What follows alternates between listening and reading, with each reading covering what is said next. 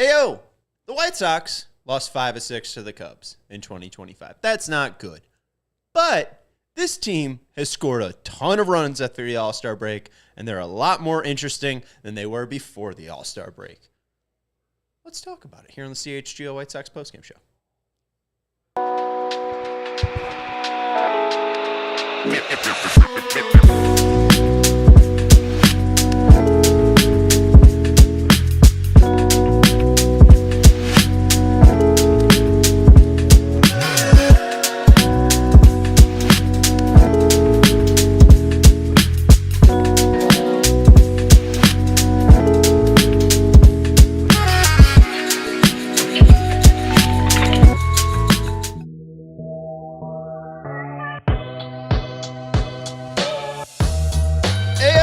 CHGO White Sox postgame show presented to you by Bet365. Whatever the moment, it's never ordinary with our friends over at Bet365. Sign up with the code CHGO365. Welcome into Studio B of our CHGO offices here in the West Loop of Chicago. I'm your host, Sean Anderson. Alongside me, my producer, Joey Christopoulos.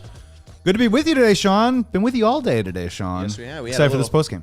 Live stream watch along on the CHGO Cubs channel, where we had a really interesting end to that game. Sox do lose 5-4, but they gave us some hope. I was surprised that it was even 5-4. My man's Andrew Benintendi had a big game today. 2 home runs from Benny, one in the first off Ben Brown, and then one in the 8th off of Ryan Brazier, sort of given up also by Pomerantz. Pomerantz and Brazier combined together to blow up at the end of the game for the Cubs to make them use more arms than they wanted to, at least to put it simply. Great job by at least Vargas to hit the ball and play in that 8th inning. Vargas then forces an error at third base by Shaw. He's able to get to second base then, and then Caro hits a single, making it first and third, and then Benny obviously takes it deep. Maybe Benny is playing like he wants to get traded. I just don't think.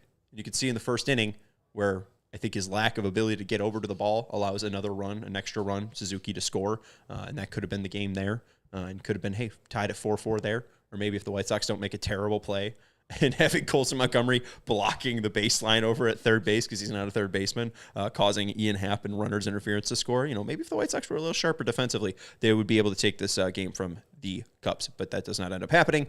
We'll talk about the great game on Friday. We'll talk about the iffy game on Saturday. And we'll talk about the game today. We will be talking about what a Grumpy Pig and Friends is saying. There's no way the Mets make that trade. Robert has been bad and hurt for the last year and a half. Sox are not getting 2023 Robert value. We'll be talking about Mark Vientos and Luis Robert Jr. Hey, don't shoot the messenger. I'm just reading the tea leaves, or at least the public tea leaves that are available on the internet. Well, they're not really even printed anymore. They're not printed anymore. The disseminated through the wires of electricity leaves. Let's talk about the degradation of society, huh?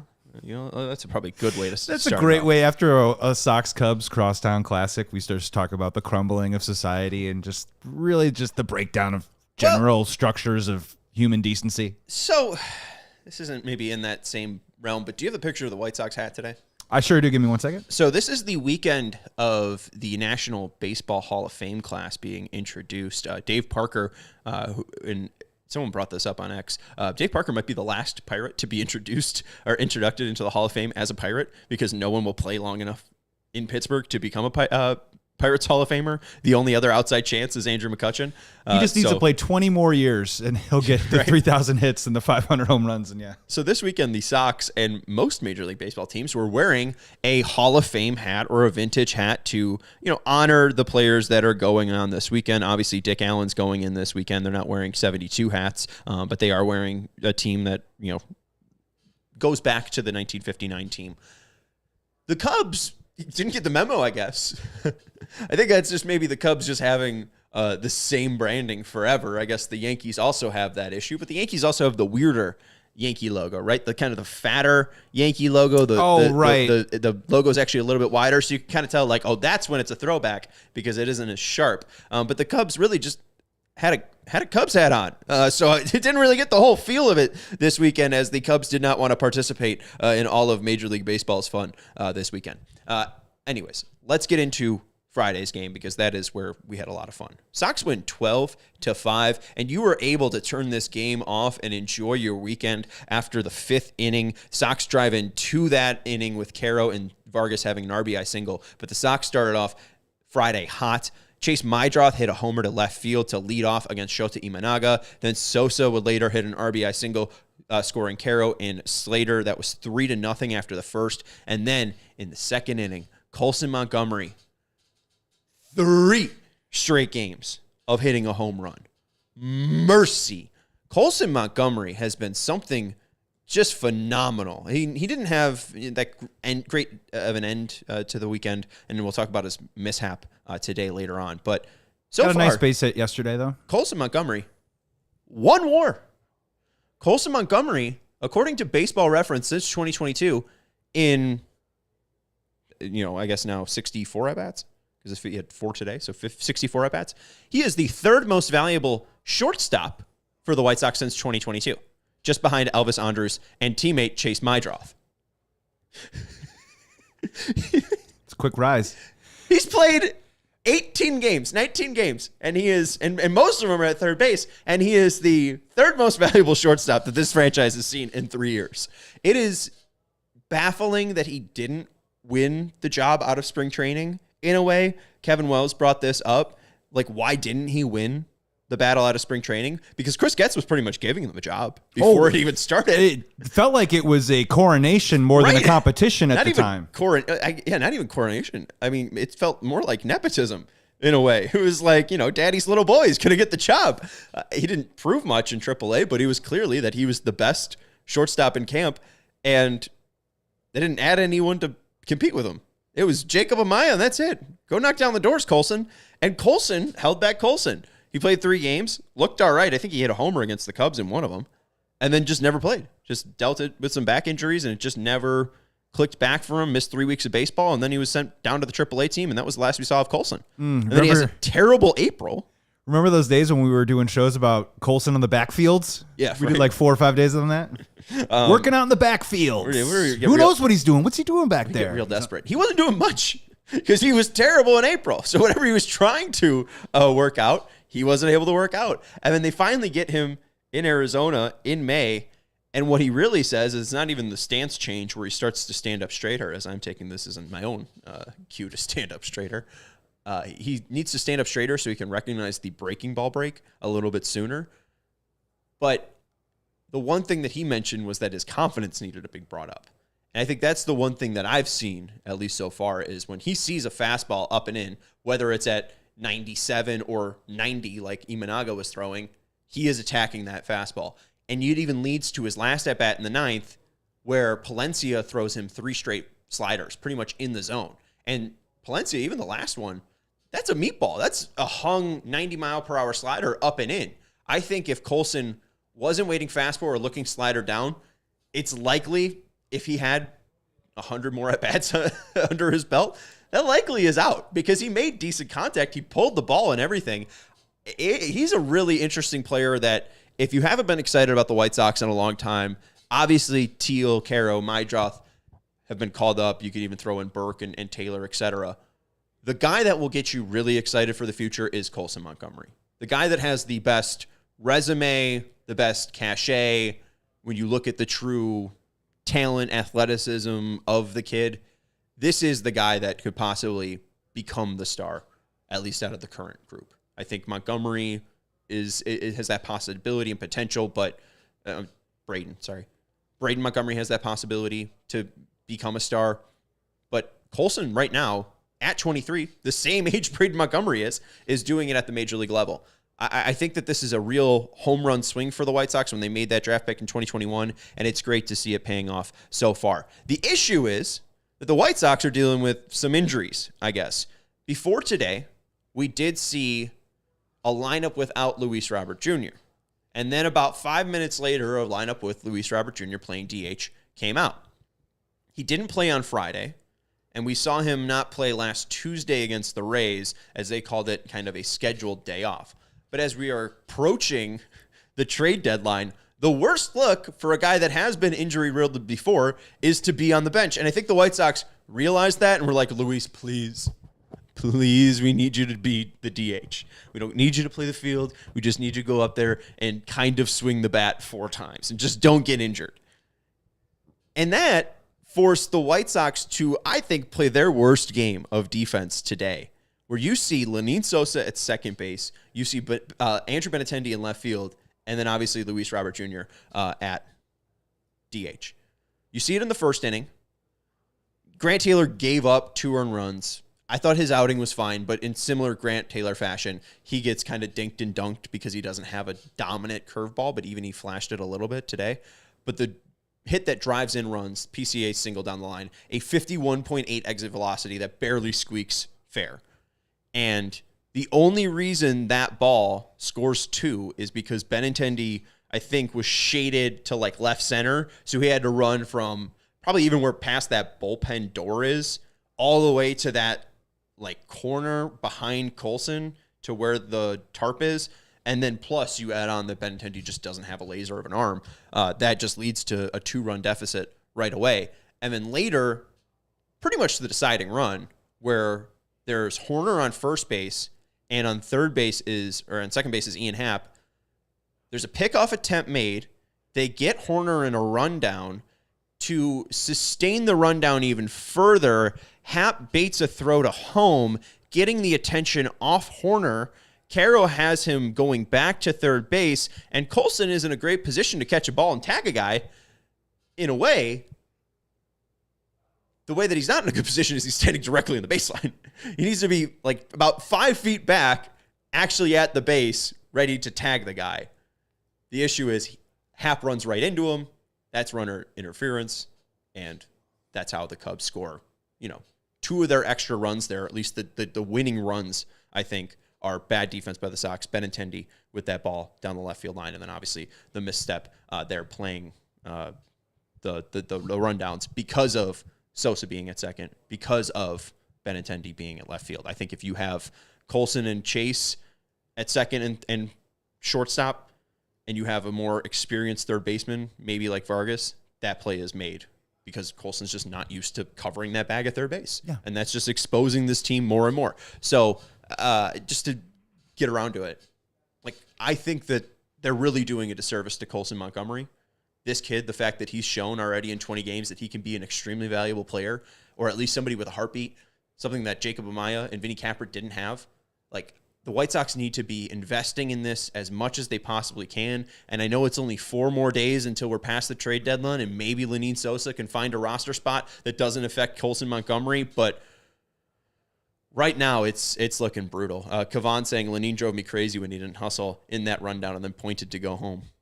Yeah, and also Grumpy Pig and Friends, I thought Venable fixed the bad defense and base running. I want them to be good, but the only difference between last year is a few more wins, 6-23 in 1-run games. I want you to weigh in on this because I'm not shading away that the fact that the defense hasn't been great, but Will Venable can't just fix bad defense when you're dealing with some players that are dealing with inexperience in game situation awareness. And again, you just brought up Colson Montgomery. He is not a third baseman by trade. He is trying to learn it right now at the major league level. So his spacing in the situational awareness of a rundown in that particular situation of first and second might not be like tip top right now. And I don't think that's Will Venable or Colson's fault necessarily. Yeah. And when you look at defensive runs saved, the 2025 team, -21 defensive runs saved, 2024, -87. The White Sox fielding run value this year, -24, and 2024, it was -54. So I understand, not good, but also there is a significant jump in that. There isn't much talent as well on the team. Again, you're talking about Lenyn Sosa right now playing second base because he's like one of their best 9 hitters. I don't think that you could put this on Venable. You are seeing an improvement in the defense. You are seeing an improvement in the base running, but you just can't fix. I can't accurately describe it. I guess there's a green. Well, greenness. It's green. Vile words. I want to use words that I cannot use on Fast Channel broadcast television. So that's what I'm trying to maneuver around. You are raising pretty much a house that doesn't even have a foundation. Like you're building a foundation right now before you even build the house. Like you're tearing down. 2024 the house was crumbling itself, so you didn't have to do too much tear down. but then they ripped up the foundation in the offseason. Now they're just having the foundation settle. It's not even dry concrete, right? Like, they are in such an elementary stage where you have seen an improvements. And Grumpy Pig and Friends, you mentioned that you've seen a difference in games, but like, they're pushing on like a 20-game win difference. Yes, they're 6-23 in one-run games. Terrible. That's partly because of the bullpen's bad. That's because the offense is bad. That's because the defense is bad. Like, they don't have the ability to win on the margins.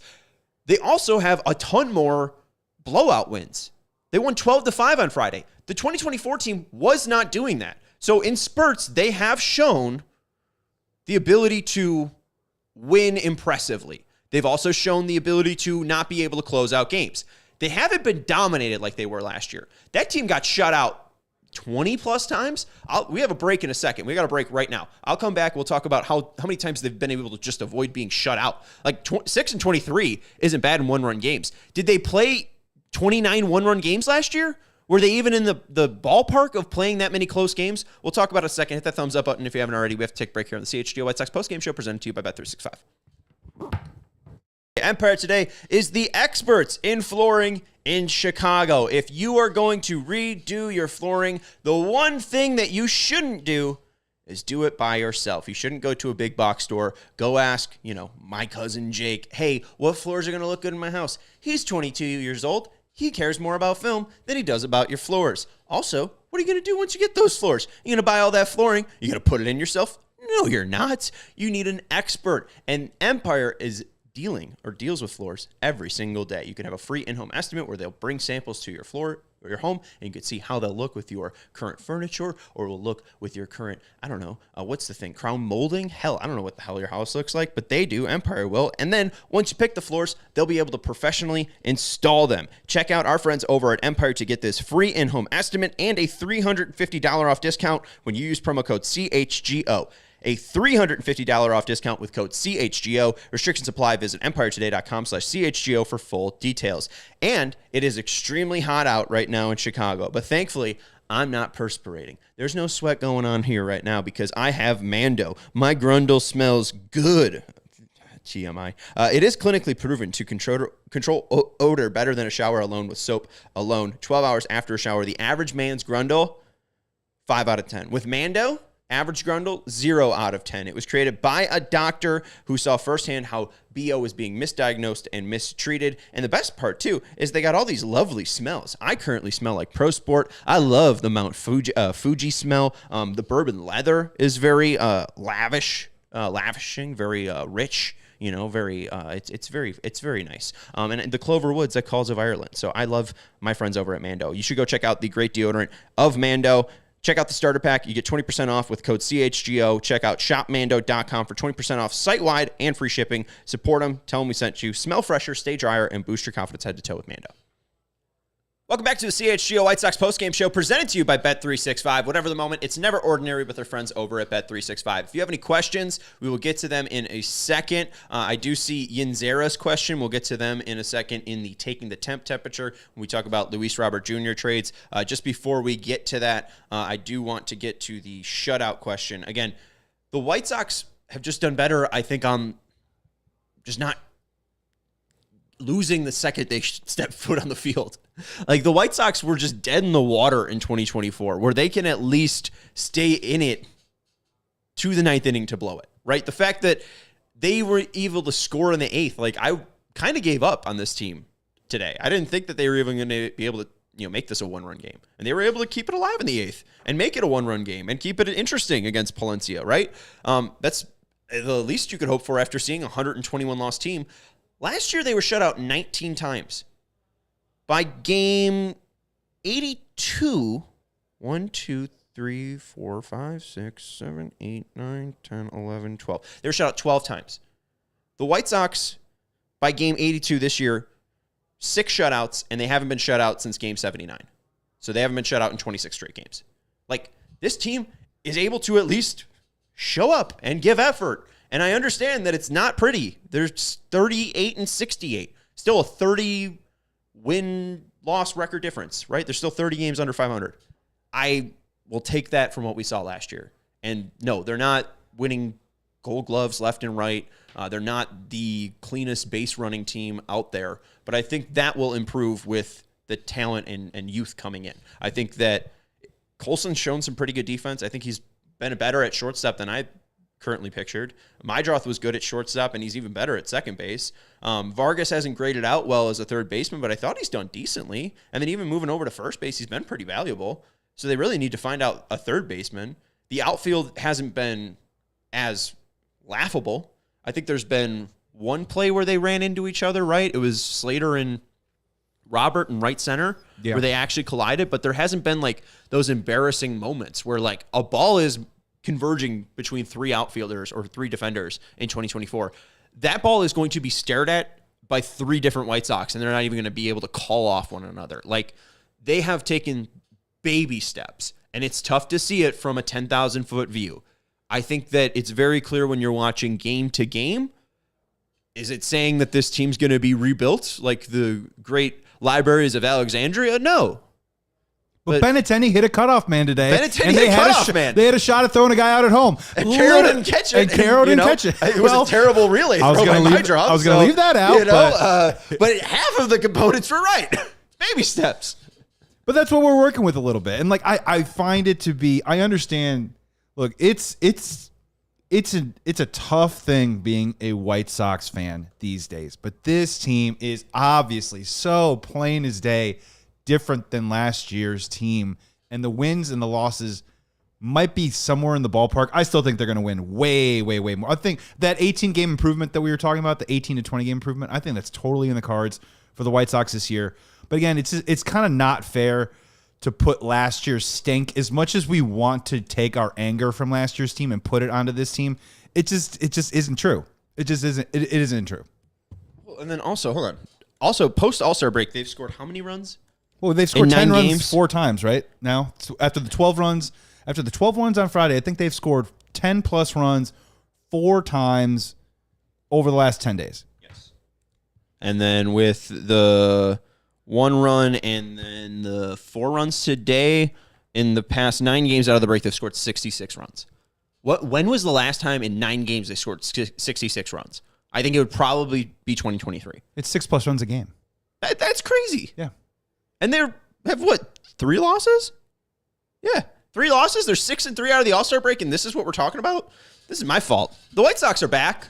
If you don't believe that the White Sox are back, you're stupid.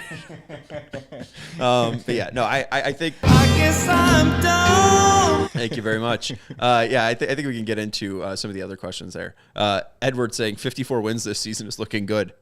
Unfortunately, not sarcastically, looks great. I'm very excited for 54 wins. Let's get out of the basement. Anyways, let's get into taking the temperature with our friends at 1-800-4Seasons. If you're running into an air conditioning problem, you need to call our friends over at 4 Seasons. 866-4 Seasons. The experts in heating, air conditioning, plumbing, and electric. Call our friends over at 866-4Seasons. We're taking the temperature of Luis Robert Jr.'s current trade market and current trade rumors. And what has been recently let out, and I believe it was rumored by Ken Rosenthal, was Mark Vientos is wanted by the Chicago White Sox. Or I'm sorry, it was Bob Nightingale. Bob Nightingale said the Chicago White Sox want Mark Vientos from the New York Mets in any deal for Luis Robert Jr. Vientos is an interesting player because he's similar to Brett Beatty, who we just discussed. Beatty has also played third base for the Mets. Vientos played third base last year. The issue is he's a better hitter than he is defender. His optics at third base are not positive. I believe he's a -7 outs above average at third base this year. They've also tried him at first base, but because they've re-signed Pete Alonso, it's been tough for him to find a defensive home. He also has been a designated hitter. That's not the guy that I would want. And I understand the upside. He's 25, but I don't understand a guy getting anyone, even if it's Beatty or Vientos, getting a guy with service time accrued. I think even Vargas wasn't even at a full year of service time accrued, and this was trading Eric Fetty, Michael Kopech, and Tommy Pham. You also got Gerald Perez and Alexander Albertus, but Vientos, I don't know if I see it. I don't know if this is a guy that I'm really pining over. Last week And I I was feel talking like about it's- Beatty. I remember I brought up Beatty. And I was like, oh, maybe I'm kind of intrigued. And you know what? I think I fell into the Mets trap a little bit. It sort of feels like they're trying to get rid of a couple of the guys that they've Who do you think graduated this is the a play major. for? What's that? Who do you think they want to give up? Like at the end of the day, the Mets would be happy if they got Luis Robert Jr. and kept. Oh, and kept? Yeah, out of Beatty and Ooh. Vientos. Like what you're saying, this is a play. Oh, I who is think- it a play on? I personally think they would rather get rid of Beatty and probably keep Vientos, but it also seems like these are guys that they've graduated the major leagues that maybe internally they don't feel as optimistic about the ceiling that maybe they had a year ago, and now they're trying to cash in on a value that is stable and legitimate. They're up in the big leagues. There are, they do have stat lines that are in Major League Baseball that maybe seem a little bit shinier and a little bit gaudier if you were to trade for the person than maybe the way that the Mets are secretly feeling right now, because they're trying to get rid of all their kind of young guys that they've been talking about and building up and hyping the last year or two. Because they got to get professionals. It's no longer young guns. I mean, you have Juan Soto making $700 million. You have Francisco Lindor, Pete Alonso. You have to make this a World Series championship team. You have to cash in. No, Edward, I just chose to go with the handheld mic. I like it for some reason. We got some of the other mic stands. I like said the it's your handheld stand-up one. comedy era. It is my stand-up comedy era. Unfortunately, there's no jokes. You got a rim Not shot? yet. You got a rim shot for me or anything? What's going on? Come on. What's that? Nothing? Okay. Ryan says Vientos would be much better of the two, which isn't saying much. I honestly kind of like Brent Beatty more than Mark Vientos. I don't see the defensive upside for Vientos. He's struggled at third base every single time that they put him at third base. And when you look at the advanced metrics that I like on the show, Beatty has a really good bat speed. Vientos, for the power hitter, his bat speed's fallen off every single year. It was 73 miles per hour in 2023. Then it was 71 miles per hour in 2024. And then in 2025, it's been around 70.9. He's in the 29th percentile of bat speed, where Beatty swings about like a 76 mile per hour bat speed, which I think is around 75 percentile in Major League Baseball. So I think I like Beatty better because Beatty also gives you the flexibility between third base, second base, and if he's able to play third base and second base, could he play like left field?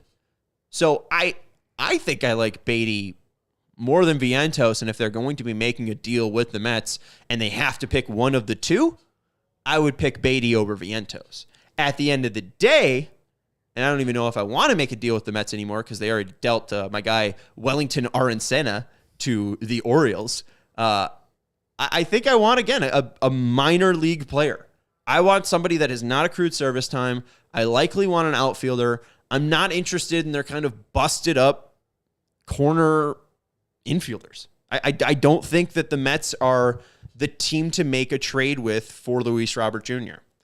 Now let's just take the temp on Luis Robert Jr. in total, because I think someone even mentioned that might have been Luis Robert Jr.'s last at-bat with the Chicago White Sox, is getting hit on the forearm by like a 100-mile-per-hour fastball. Not what you wanted to see if you're a White Sox fan, not what you wanted to see if you're Luis Robert Jr., but also they caught a break because that ball was here on like the big fleshy part of his arm and not up here, and did not break his wrist. Because if that was just, inches up, he's shattering his wrist. He's untradeable. I don't know what the White Sox are going to do with Luis Robert Jr. Robert Murray of Fansided became the first writer to put out there that the White Sox would entertain keeping Luis Robert Jr. And it was odd timing because it's in the midst of the 9-game hitting streak, which is like, oh, well, if he's this good, we'll keep him, right? Like that kind of felt like the play. But now you see the break against the Rays on that Tuesday. You see the break on the Friday against the Cubs. You see them entertain a break on that Sunday. I think he's hurt. And I don't think that he's hurt to the point where like it would be like devious to trade him. But I really think that White Sox fans who are like, oh, we'll just pick up the option for $20 million because he's really good. I'm not going to argue on that. I think a change of scenery is going to do him well. I also think that they don't want to gamble on him not being ready for 2026. I think that they're concerned that he will just run into more and more injury issues, because that's what we've seen from Luis Robert Jr. I don't think the guys magically get healthier. And what's the first thing he's doing out of the All-Star break? I'm not trying to, hate the guy for hustling, but he's making that diving play in Pittsburgh where he's just throwing and hurling his body at the ground. No wonder he has a groin injury.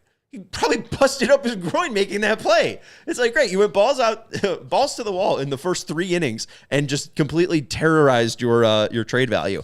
I don't think that the White Sox are interested in paying anyone $20 million for 2026. Maybe I'm wrong, but I don't think they want a price tag of $20 million on a single player. Benny's even pushing it at being 17.1, but they got to say, hey, whatever, we can't deal him because he's too expensive. He can't play left field. That was the other regime's mistake, and they were in a different window. We got to cut our losses. But with Robert, we have the option to either pick up or decline that option in 2026, and I think that they are truly looking to move Luis Robert Jr. because they don't want to deal with that $20 million. They don't want to deal with that option. I think they're ready to cut their losses with Luis Robert Jr. I understand it might not feel good for White Sox fans. I understand that it won't feel like you ever cashed in on Luis Robert Jr. It felt so tantalizing and teasing that 2020 homer against Mike Fiers, that he became that glimpse of the future star that you've been waiting for ever since Frank Thomas left. I just don't think it's going to happen, folks. And I really am sorry to say that. I wish, and I have hoped every single year that this would be the year for Luis Robert Jr. We even saw it in 2023, but it never became his time in Chicago. And I think that even though it might be too frugal of a move from the White Sox, I think that it's less about the money and more about the risk of him getting injured. And I think that they're fairly done with that risk. So if we're taking the temp on Luis Robert Jr., I think he's out of town. Bye-bye. Bye-bye. We got to take a break here on the CHGO White Sox postgame show, presented to you by Bet365. Use code CHGO365 when you sign up. Whatever the moment, it's never ordinary. This is the CHGO White Sox postgame show. Ray Chevrolet in Fox Lake is firing off fireworks with big savings all month long. Come in today to shop the Freedom to Save sales event and drive home with $10,000 off MSRP on new Chevrolet models. Or check out their new selection of over 125 vehicles priced under $20,000. As one of the top-selling Chevy dealers in the Midwest, they're always able to keep their prices competitive, so you know you'll get a great deal. And the best part is what you see is what you get with our friends over at Ray's. If you see a price online, that's the price you should expect to see or pay in person. If you hear a price on this show, that should be the price that you expect to pay in person, because they want to say the price you see is the price you get. Shop Ray Chevrolet in Fox Lake or raychevrolet.com and don't miss out on their Freedom to Save sales event going on all month long for $10,000 off new MSRP on new Chevrolet models. We also want to let you know about our friends over at Game Time. Maybe not Cubs White Sox, because that's a real tough ticket in town. They could probably get it for you, but hey, what are we, millionaires here? I am more of a fan of, it's a dirty Tuesday at 6:40, and they're playing an NL Central team. Let's walk up at 6:38. Use our friends over at Game Time, not only because we have the CHGO discount that will get us $20 off our first purchase, but with the last-minute tickets, the prices go down the closer you get to Game Time, so you will save the most amount of money possible on a team that's fun bad, right? Do you want to be dropping a bag on a White Sox game? Maybe not, but also, hey, maybe scout seats weren't being sold. Just fun to play. Well, maybe scout seats weren't being sold. Prices go down on that before Game Time, too. Maybe this is the perfect time for you to splurge a little bit on your baseball team. Game Time makes getting tickets even faster and easier, and prices on the Game Time app actually go down the closer it gets to first pitch. So go check out our friends over at Game Time. They are the ticketing app to use. Take the guesswork out of buying tickets with Game Time. Download the Game Time app, create an account, and use code CHGO for $20 off your first purchase. Terms apply. Again, create an account and redeem code CHGO for $20 off. Download the Game Time app today. Last-minute tickets, lowest price, guaranteed. Welcome back to the CHGO White Sox postgame show. I'm with blank name. Get some 17-year-old international guys, not a 24-year-old who might be the next Daniel Palka. I agree. I mean, Dovman makes the point. Mark Vientos is just like trading for Miguel Vargas in 2024. I do hear you, but the issue, I think, at least with Vientos, and the thing that I didn't pay attention with Vargas, is obviously they're both former top 100 prospects. I'm not saying that there isn't the resume, just like Colson Montgomery, but like Vientos doesn't have the defensive upside. And I don't even know if Vargas did, but Vargas was playing left field, third base, second base, first base, right field for the Dodgers. The thought process was if we gave him a defensive home, maybe we'd see an upturn. The other thing about at least his bat path is he has a really ideal attack angle, and the percentage of swings that are in the ideal attack angle are extremely high. I believe Vargas this year's in the top 5, above like Juan Soto in ideal attack angle percentage. I think the only player that's above him is like Corbin Carroll. So like he's got a very ideal swing. Vientos the bat speed is just completely cratered. Like, I don't know if this is still the same prospect, and I don't know if this is a prospect that has the similar confidence. Like, I think his confidence might have been completely struck. We talked about Colson Montgomery was part of the swing change that helped him in Arizona, but mostly it was just regaining his confidence and getting back to being an attacker of fastballs. So I don't love the idea of Vientos, mainly because of his age and the fact that he's accrued service time. So, it's just like trading for Vargas in 2024. And part of that, too, is picking up open box PS5 is how I called it. And you'd have to, possibly fix the HDMI port to get it up and running. But, it's $50 off. I don't know. Ryan says if you get $20 off and the ticket is $5, do they give you the difference back? I'm unsure. You'd hope, but I don't know if it's going to be what they fully get. And I don't think Vientos is the guy that you want. I think you need to go after somebody who could be a star, not somebody for the 2026 team. Because let's be honest, the 2026 team isn't even the team that they're going to spend money on. Do you think that they're going to spend money on a free agent this year? I really don't think so. I think 4 of the rotation spots are already taken up. I think you can give a rotation spot to Burke. I think you can give a rotation spot to Schultz. I think you can give a rotation spot to Shane Smith. And you can give a rotation spot to Jonathan Cannon. Maybe Davis Martin has moved in the offseason. Maybe he's that 5th starter. But I think you possibly have your 5 starters. I don't think you're going to add a starter unless it's like a guy you think you could fix up, but a guy that could probably pitch between the bullpen and rotation before he's like making that jump. They'll probably sign some bullpen guys, but I mean, even at third base, I could talk myself into Vargas being there or Ramos.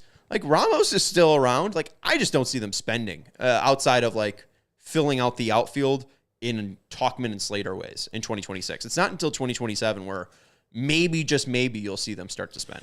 You forgot to make room also for the White Sox #1 pick pitcher to be named later that will be on our rotation by next year. Hello. Wait, what? Well, when the Sox get the #1 pick, they take an incredible pitcher with a ton of talent, and by July, he's in the rotation. Oh, it's a pitcher? Yeah, why not? I don't know about that. Well, if it's a hitter, he's definitely not going to be on the team in 2026. Well, but we don't need a player for 2026. Why are we drafting for now? What are we, the Yankees? No, you were filling out your rotation for next year, and I said you were leaving out the extra space for the room. I mean, there's the kid that is reported to be the #1 pick is Roach Chemblowski from. Are you okay? From Did you just sneeze? UCLA. God bless He's a you. Shortstop. Chemblowski. Rouch Chemblowski. Oh my God. I swear to God, I'm making the name up. I can't wait for my Southside uncles to say that correctly for the next 10 years. Chemblowski. Rouch Chemblowski. But yeah, I don't know. I wouldn't take the 2026 draft pick into account just yet because we don't know where they're going to pick. Kevin M bringing up when is Mason Adams coming back? He had a hell of an upside. He has Tommy John. He'll come back in a year, like typically when guys do return from from Tommy John. But he'll have the complete year, so I think that he'll probably be ready for spring training next year. Usually it's about a 10-month recovery, so he should be recovered by January and hopefully back by March for spring training. So interesting. I just on Robert, I know people are going to be pissed off, and we're going to be ready whenever breaking news happens. So make sure you hit that thumbs up button. Make sure you subscribe to the CHGO Sports YouTube channel. If something does happen, I will be bringing the breaking news and trade deadline breakdown for you. I just feel like people are going to be upset. And it's rightful. Well, it's rightful because, again, there was much more promise to him. You brought up during the break, was the rebuild actually failed? Yeah. The rebuild was clearly failed when they lost 121 games last year. You didn't rebuild anything. You tried to push patch holes. And what does patch holes get you? The bottom of the ocean. Like, they never rebuilt anything. They tried to, fix it. And they didn't fix anything. They just threw money at a burning pile of bush.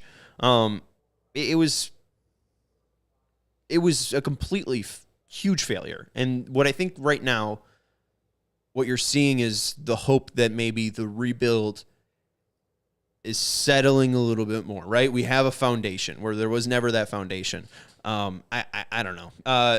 Doveman brings up Vientos hit 27 homers in 2024. If he bounced back, so it would be a steal in 2026. I mean, hey, maybe. Again, they don't have a third baseman, and I think Vargas can probably even gain 20 more pounds. I think he's an interesting first baseman. So, I mean, if they fill out Vientos at third base, like I'm not I'm not complaining at people with talent. I just think that 2026 isn't the time. And if you have them for 2026, you have them for 4 more years after that. And the White Sox typically aren't players for big corner bats. So like, I hear you, but I also just don't think that that's the right way to go about this. I think that you need somebody that you can say, we have a 6-year window when this kid comes up. Just like the Brewers are doing with Churio. Like, you get into a Vientos category, and I feel like it gets you into like the Christian Yelich area, where it's like, well, this kid, we got him from the Mets. He started to click just like that. And maybe it's not a bad challenge, a bad problem to have, but like, the Brewers had to do something that they really weren't comfortable with, and that's sign Yelich. And at this point, like, the Yelich contract looks pretty terrible, and it looks like it's holding them back. So I don't know. It's iffy. I think it's just going to be disappointing at the end of the day because I think you're going to trade him. All right. Hit that thumbs up button if you haven't already. I think I wanted to talk a little bit about Miguel Vargas as well, so that's why I was talking about it. Vargas added 20 pounds in the offseason. He doesn't even look truly filled out. I think that there is more for him to gain. And the one thing that interests me is how bad he's been against left-handed pitching. He does get on base in the 8th inning against left-handed pitching, but when you look at 2025, a batting average of 224, an on-base percentage of 280, and a slugging percentage of 418. The power is there, and a little bit more than against right-handers, but it's a 699 OPS. When you look at against right-handers, a 227 batting average, around the same, a 316 on-base percentage, so a little bit higher against righties, 280 against lefties, and then the slugging is a little bit lower, 396 compared to 418. I'm just really shocked that Vargas hasn't been better against lefties at all. I mean, it's been kind of a neutral platoon. Usually you see a guy being better against one-handedness than the other. And you go back to 2024 and 2023, like, is there hope for Vargas to possibly turn it around? Against lefties, a 181 average, 261 on base percentage, and a 289 slugging percentage. Against righties, 130 average, 241 on base percentage, and a slugging of 236. So again, it's a tough year to judge, but he was a little bit better against lefties. And then you look at 2023 down in the minors, a 209 average, a 313 on base percentage, and a 477 slug. So the slugging was there, but again, still major struggles, a 290 average against lefties, a 254 average against righties. So a near 40% gap there between batting average between righties and lefties. A massive slug, obviously, against lefties, but we haven't seen that pop yet. 10 homers in 2023 against left-handers, 7 against righties. We've really seen his power come against right-handers this year. 10 homers against righties, only 2 against lefties. I'd like to see a little bit more pop from Vargas and a little bit more domination against lefties because, you know, he's not that playable against lefties. So I'd like him to become a stronger, you know, more well-rounded player, which is, I guess, obvious. Yeah, I'm kind of like spitballing here. I don't think there's a right or wrong answer. But do you think maybe some of those struggles versus left-handed pitching has to do with how he has gotten really good at identifying and at times consistently hitting the ball hard when the ball is in and when the ball is low? So typically from a right-handed pitcher, I think you're probably going to see more of that in that particular part of the zone. And if you're a young player, what are you trying to do, right? Are you trying to get really good at the thing? Are you trying to create a strength out of something that you know that you're good at, or are you already going to try and learn how to expand the zone and hit other areas? And I'm wondering if he's going through a little bit of that process, and then maybe that plays a little bit into that left-handed pitching. No, that's a pretty fair point. We do have brought up that I think his homer against who was that? Heaney against the Pirates was his first homer on an outside pitch. So no, that's a fair point. He really probably doesn't know what to do against outside pitches, and that's the main majority of what he's seeing against lefties. So no, that's a good point there. Yeah, if he goes up there with a plan, right, and maybe, you know, left-handers just don't really play into that plan in terms of the zones that I think he's trying to attack. Yeah, maybe we need a little just better of a plan for Vargas going up there against lefties. More comprehensive, diversify your portfolio, Miguel Vargas. I would say moving into 2026. So that's Vargas. On Friday, we also saw a great start from Adrian Hauser. More interest seems to be growing from major league teams. I think Hauser will be moved. And the one thing that we've heard from Cubs fans is, you know, he was in our system last year. What happened? His sinker's up about 2 miles per hour, and the big transition has been in his weight. He has gone to like a more meat-focused diet, and he's gotten a lot more leaner. And he also went to a place in Oklahoma that helped him gain a little bit more of his control. So he did a ton of work in this offseason to gain more control of his actual pitches, get more extension, and it's paid off for him. He's a really difficult at bat.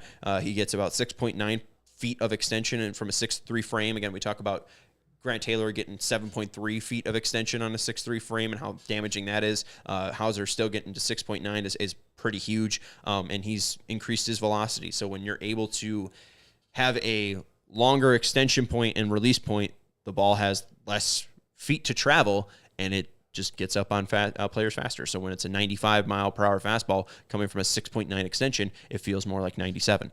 So it's a really great transformation from Hauser, and I think that the team that he just played, the Cubs, would be a really nice fit for him. He's a heavy ground ball pitcher. He doesn't induce hard contact, only a 4.9% barrel rate.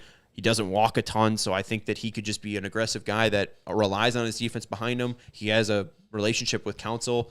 I wouldn't expect too much from him, though. Like return-wise, he's cheap, which makes him so valuable. He's under $2 million, and they've already paid a decent amount of that salary already. But I think it would be similar to like a William Bergoya trade from Tanner Banks. But if anything does happen, we will We will have an emergency podcast. Did Eric Fetty go to Atlanta? Wait, is that just happened? Why? I thought he was DFA'd. So they traded for him? Yuck.